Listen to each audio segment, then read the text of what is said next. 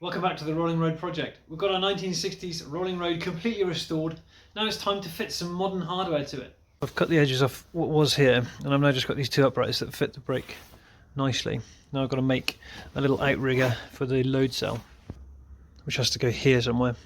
So it all starts with cutting some bits of metal every time. And drilling, lots of drilling. Quite satisfied with how these brackets came out though. Clean those up super fast. Yeah, baby. And then I've made some spaces to go in the middle there between these bolts, just to hold it in shape for the purpose of welding it in place. There you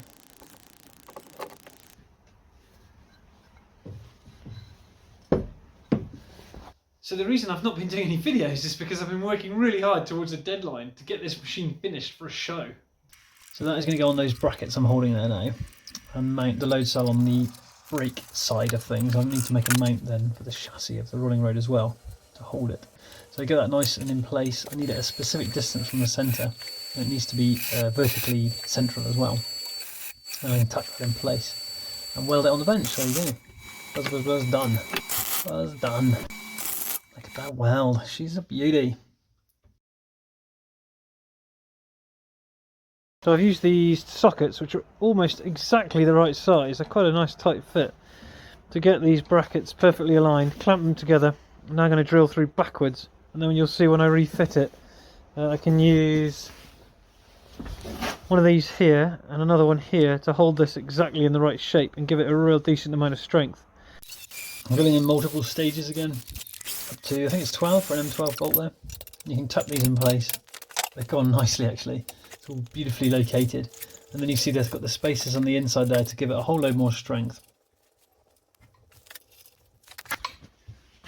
There we go. That's going to be a very rigid structure now when those bolts are nice and tight. Still got to paint all of that stuff. I have a name now. Watt Power, WOT, as in wide open throttle for those in the tuning community. I've got to make the same sort of bracket to go on the chassis of the Rolling Road. That's the thing which is going to stop the eddy current brake from rotating. So I get them nicely aligned and then clamp them together with the mole grips. And then whatever I do to one side, I'm doing to the other side as well. So just removing some material now, they don't need to be this big. So you'll see the shape it comes out in a second.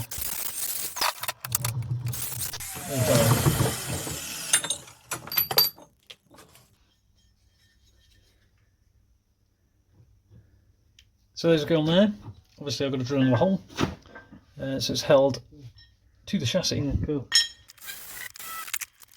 So 4 sizes of drill bit here, and here we go, trial fit. And then I can tack it in place as well. Get that second one tacked, and then remove all the gear and blast a load of weld around those pieces. This is obviously amply strong here.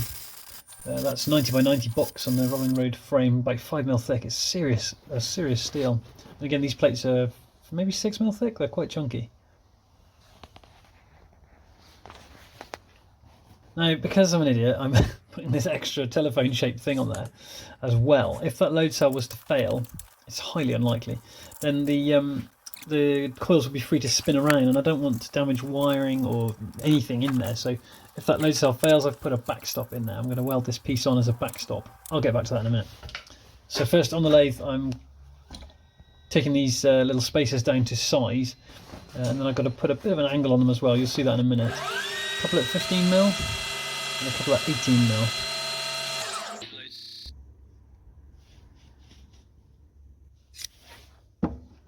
Two at 18, 2 at 15. Excellent. I actually did a bit more work to those to tidy them up as well. There's some burrs on them, and also I put some angles on them too. So I haven't done that yet. But there you go, you can see that that's now with the washers. I've got some adjustability spacing that load cell out. Yeah, that's good. Left and right, and forwards and backwards. So I can get it completely vertical and perpendicular to the centre line of the Rolling Road.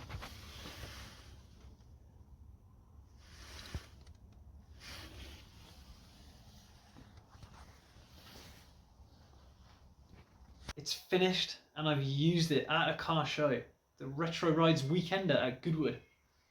This has got to be correct. So I've used the jack to level the rolling road. It's in the centre of the garage now, and I've used this box section. I've turned it on all four sides to triple or quadruple check with the spirit level on that bar, so the rolling road is perfectly level.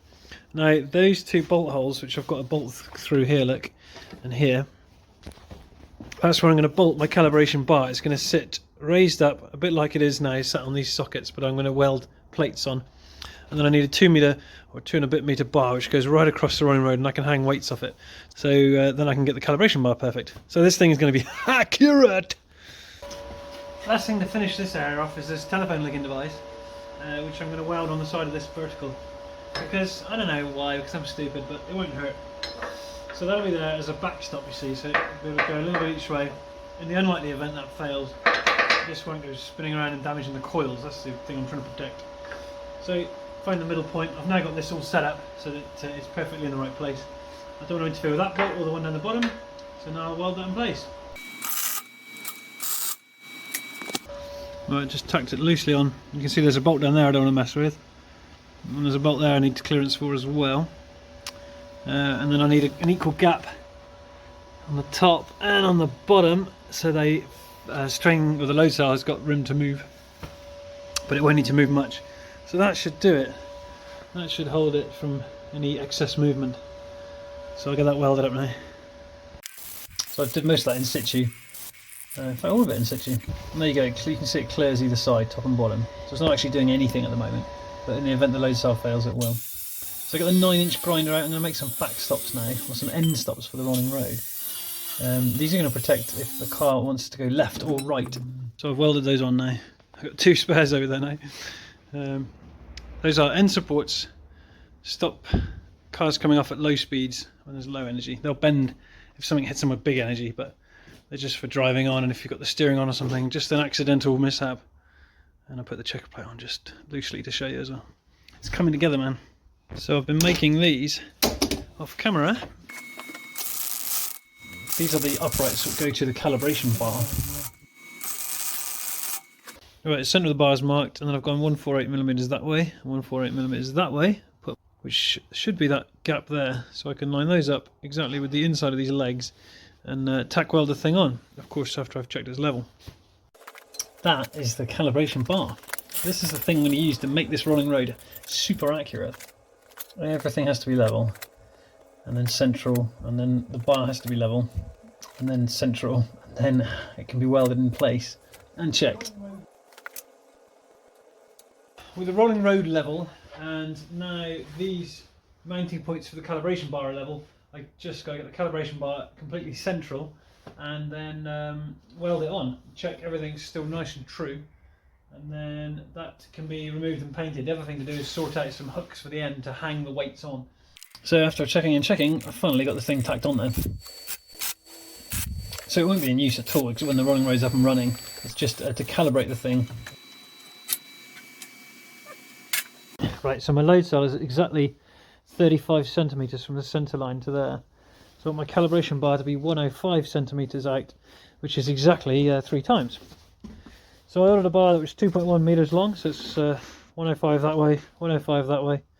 I've cut 2.5 centimetres off the end, and I've made this to weld in there. That scratched line there means the distance from there to there is 2.5 centimetres, which brings us back to 105. So I'm going to weld that in there exactly at that line. These notches give me somewhere accurate I can hang a cable or a chain or something on. So it's exactly 105 out from the centre. And then the calibration bar is kind of done.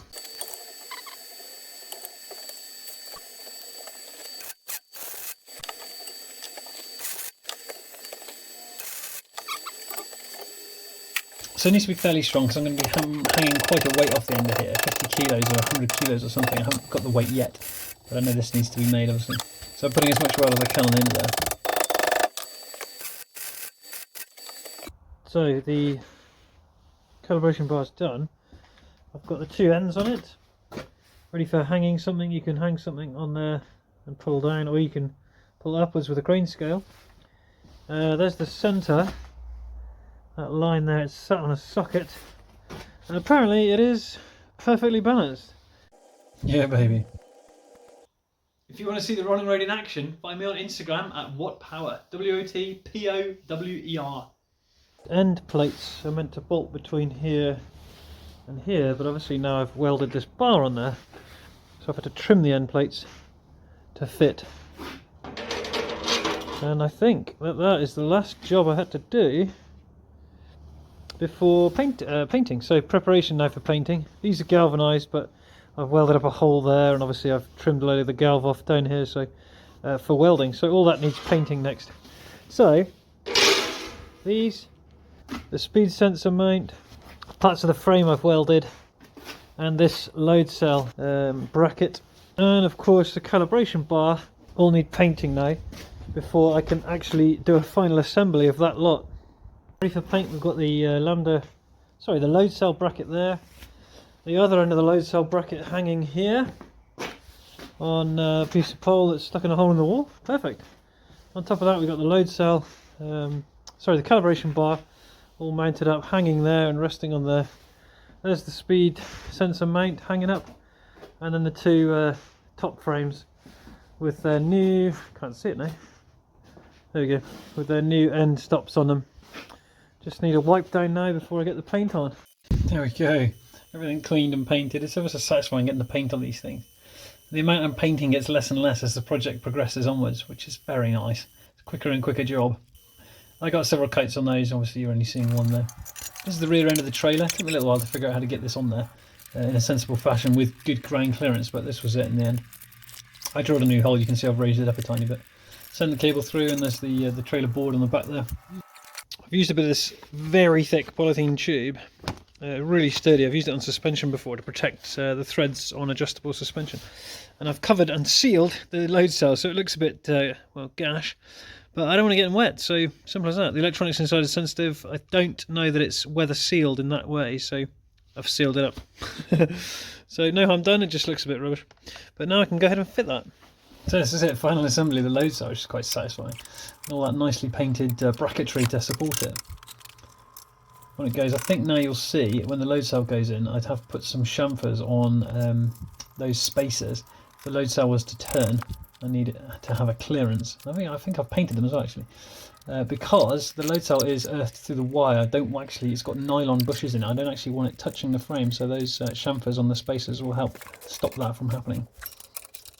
And yeah, those bolts, I'm not happy about that. We'll come back to that in a minute.